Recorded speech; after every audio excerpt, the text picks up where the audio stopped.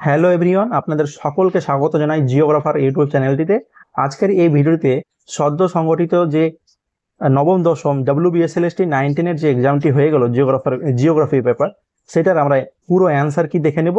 আর answer কি most of the answer কি আপনার অথেন্টিক হবে, কিছু কিছু ডাউটফুল রয়েছে, দ্বন্দ্ব রয়েছে, সেগুলো অ্যান্সার কি যখন অফিসিয়াল অ্যান্সার কি কমিশনের তরফ থেকে প্রকাশ করা হয়ে যাবে তখন আমাদের সেগুলো ক্লিয়ার হয়ে যাবে। এখনো আমরা ডাউটের মধ্যে রয়েছি।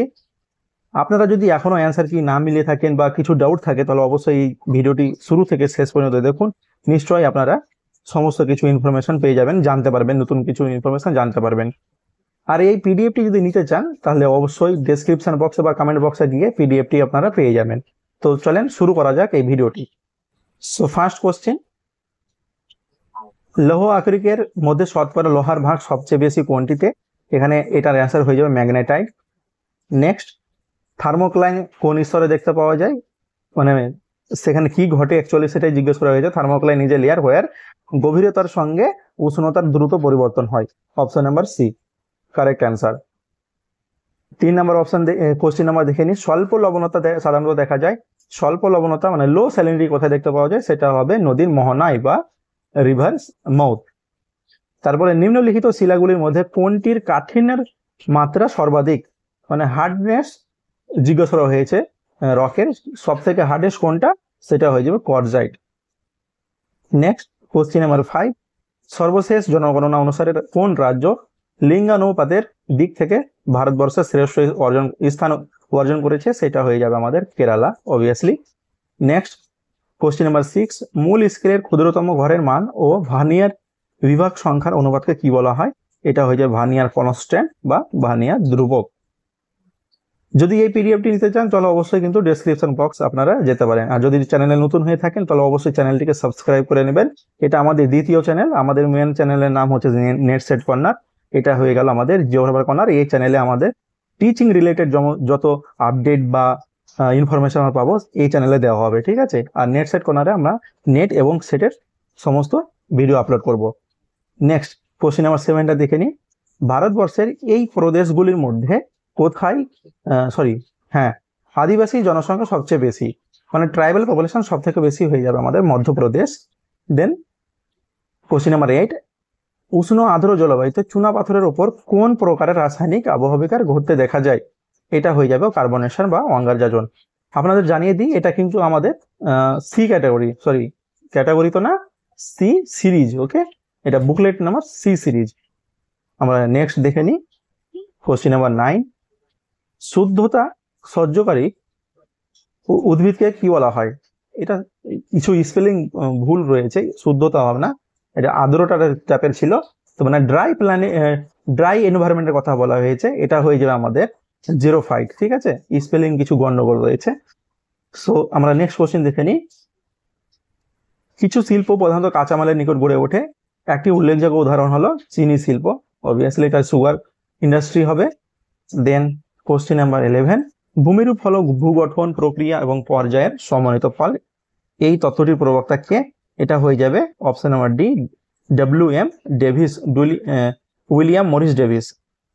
কোশ্চেন নাম্বার 12, জাপান উপকূলে উদ্ভূত ক্রান্তীয় ঘূর্ণিঝড়টি হলো টাইফুন।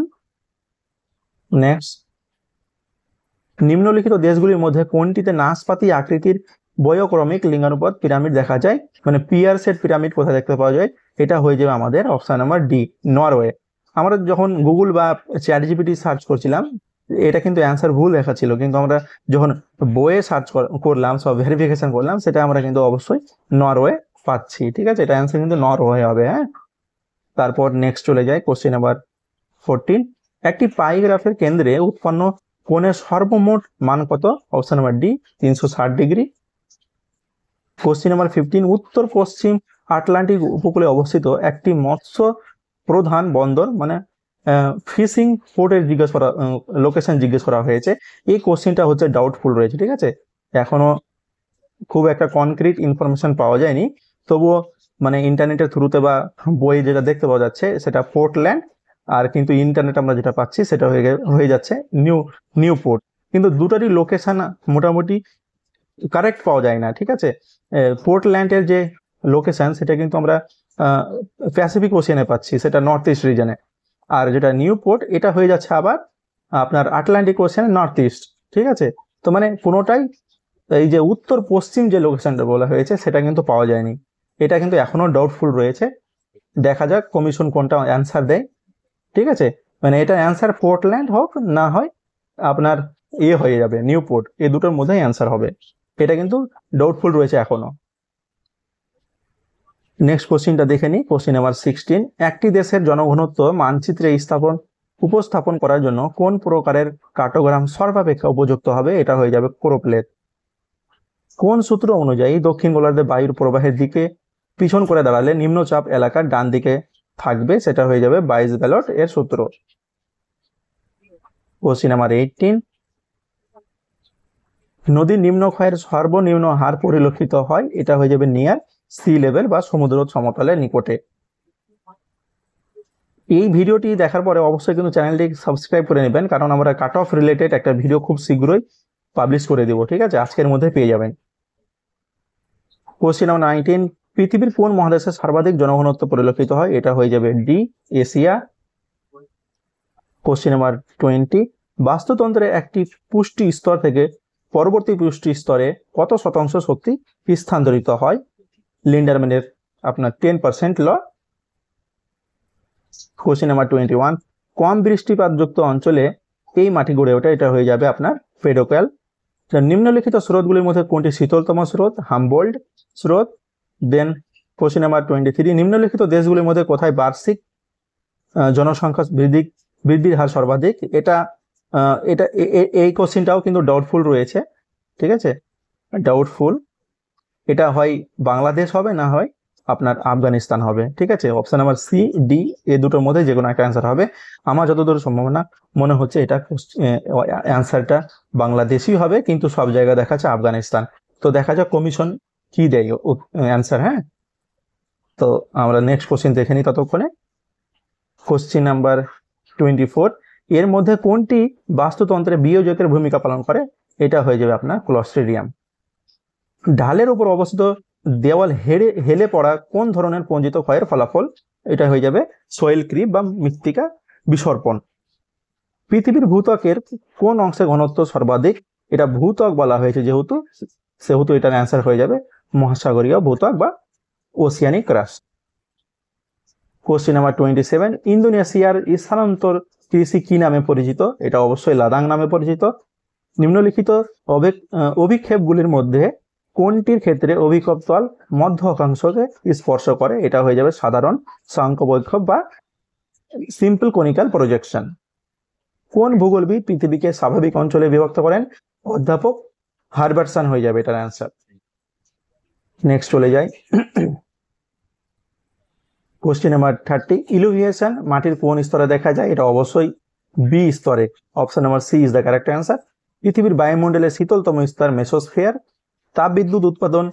জলবিদ্যুৎ উৎপাদনের চেয়ে বেশি উপস্থাপনযোগ্য? এটার অ্যান্সার হয়ে যাবে অপশন নাম্বার ডি। তাপবিদ্যুৎ উৎপাদনে ঋতুভিত্তিক কোনো তারতম্য হয় না, এটা তারতম্য হবে। হ্যাঁ, নেক্সট কোশ্চেন চলে যায়, কোশ্চেন নাম্বার 33। মহাদেশীয় উপকূল ও মহীঢালের মধ্যবর্তী অঞ্চলকে কি নামে অভিহিত করা হয়? সেটা হয়ে যাবে কন্টিনেন্টাল শেলফ বা মহীসোপান। Question number 34। পশ্চিম ঘাট ও পূর্ব ঘাট পর্বত মিলিত হয়েছে নীলগিরি পাহাড়ে। হ্যাঁ, দেন নেক্সট কোশ্চেন। শৈবাল সাগর সৃষ্টি হয়েছে কোন মহাসাগরে? এটা অবশ্যই আটলান্টিক মহাসাগরে। নেক্সট কোশ্চেন চলে যায়, কোশ্চেন নাম্বার 36। বহির্মুখী প্রব্রজন হলে উৎস অঞ্চলে নিম্নলিখিত প্রভাব দেখা যায় না, মানে কোনটা প্রভাব দেখতে পাওয়া যায় না? সেটা হয়ে যাবে অপশন নাম্বার ডি, উৎস স্থলের অর্থনৈতিক উন্নয়ন ঘটে, এটা সাধারণত দেখতে পাওয়া যায় না। ভারতবর্ষে গম চাষের প্রগাঢ়তা সবচেয়ে বেশি কোন রাজ্যে? এটা হয়ে যাবে আপনার পাঞ্জাব। Question number 38। এর মধ্যে ভারতের কোন নদীটি পূর্ব বাহিনী নদী নয়? এখানে নয় বলেছে সেহেতু এটা অ্যান্সার হয়ে যাবে তাপি। এটা West following river. Question number 39। উষ্ণতার বৈপরীত্য এই কারণে সৃষ্টি হয়? এটা সবকটাই উত্তর হবে। হ্যাঁ, দীর্ঘ রাত্রি, শান্ত আবহাওয়া, বরফ আবৃত ভূপৃষ্ঠ, সবকটাই হয়ে যাবে answer. Option number D is the correct answer. Bharat ও সোভিয়েত বিজ্ঞানীদের যৌথ প্রচেষ্টায় মনসুন এক্সপেরিমেন্ট সঞ্চালিত হয় কোন সালে? এটা হয়ে যাবে অপশন নাম্বার বি 1979। মাটির উর্বরতা বৃদ্ধিতে এটির ভূমিকা অত্যন্ত গুরুত্বপূর্ণ। ফসফরাস আপনারা জানেন সবাই যে এনপিকে বলে আমাদের যে সিড দেওয়া হয়, ঠিক আছে, ভুল বলছি, নাইট্রোজেন, ফসফরাস এবং পটাশিয়াম, এই সারগুলো দেওয়া হয় না, এগুলো কিসের জন্য দেওয়া হয়? মাটির উর্বরতা বৃদ্ধির জন্য, ঠিক আছে, এটা মনে রাখবেন অবশ্যই। কোশ্চিন নাম্বার 42, সমুদ্র জলের লবণতার প্রধান উৎস হলো মহাদেশীয় ক্ষয়ীভূত পদার্থ, যেগুলো কন্টিনেন্ট থেকে আসে। হ্যাঁ, কোন প্রকার পাত সীমান্তে মহাসাগরীয় শৈলশিরা গঠিত হয়েছে? এটা হয়ে যাবে ডাইভারজেন্ট বা প্রতিসারী পাত সীমান্তে। রাজস্থানের মরু অঞ্চলের বায়ুর সঞ্চয় কার্যের ফলে গঠিত বালিয়াড়িগুলি কি নামে অভিহিত করা হয়? এই কোশ্চিনটাও কিন্তু ডাউটফুল রয়েছে, কিন্তু মনে হচ্ছে এটা অ্যান্সার ধীরিয়ান হবে। তবে অনেকেই সব জায়গাতে মানে গুগল বা বলেন বা চ্যাট জিপিটি, সেটা কিন্তু দেখাচ্ছে বারখান। তো দেখা যাক কমিশনের তরফ থেকে আমরা কি পেয়ে যাই। এর দুটোর এ বা সি এর মধ্যে আমরা অ্যান্সার পেয়ে যাব। মোস্ট প্রবাবলি যেটা অ্যান্সার হবে অপশন নাম্বার সি মনে হচ্ছে অ্যান্সার হবে। নেক্সট কোশ্চেন দেখে নিই, কোশ্চেন নাম্বার 45। কর্ণাটকের শিমোগা জেলায় প্রচুর পরিমাণে কোন খনিজ পদার্থ পাওয়া যায়? এটা হয়ে যাবে ম্যাঙ্গানিজ। নেক্সট কোশ্চেন, ভারতের ম্যানচেস্টার নামে অভিহিত বা পরিচিত এই শহরটি, ম্যানচেস্টার বলা হয় আহমেদাবাদকে, এটা আপনারা সবাই জানেন। পৃথিবীর ভূত্বকের উপরি অংশ মূলত গঠিত হয়েছে কোন দুটি খনিজ মৌলের দ্বারা? এটা হয়ে যাবে অপশন নাম্বার ডি সিলিকা ও অ্যালুমিনিয়াম। নেক্সট কোশ্চেনে চলে যাই, কোশ্চেন নাম্বার 48। একটি নির্দিষ্ট অঞ্চলে মানুষজীবী অনুপাতের আদর্শ অবস্থাকে কি নামে অভিহিত করা হয়? এটা হয়ে যাবে কাম্য জনসংখ্যা বা অপটিমাম পপুলেশন। Question number 49। কোন প্রকার স্কেলের দ্বারা সূক্ষ্মতম পরিমাণ সম্ভব করা হয়, মানে সম্ভব দেখানো হয় আর কি, সেটা হয়ে যাবে vernier scale. Question number 50। Bharat সরকার কোন সালে জৈবিক বৈচিত্র্য আইন প্রণয়ন করে? অথবা এটা হয়ে যাবে বায়োডাইভার্সিটি অ্যাক্ট এর কথা বলা হয়েছে এখানে। কোন সালে এটা তো মানে এই হয় অ্যাক্ট লাগু হয়ে যায়? সেটা হয়ে যাবে আপনাদের 2002, ঠিক আছে, এই অ্যাক্টটি 2002 মনে রাখবেন, বায়োডাইভার্সিটি অ্যাক্ট 2002। Question number 51। এগুলির মধ্যে কোনটি উচ্চ ফলনশীল ধানের জাত নয়? এটা হয়ে যাবে সোনালিকা, এটা হচ্ছে আপনার গমের জাত, ঠিক আছে, হুইট যাকে বলে। Question number 52।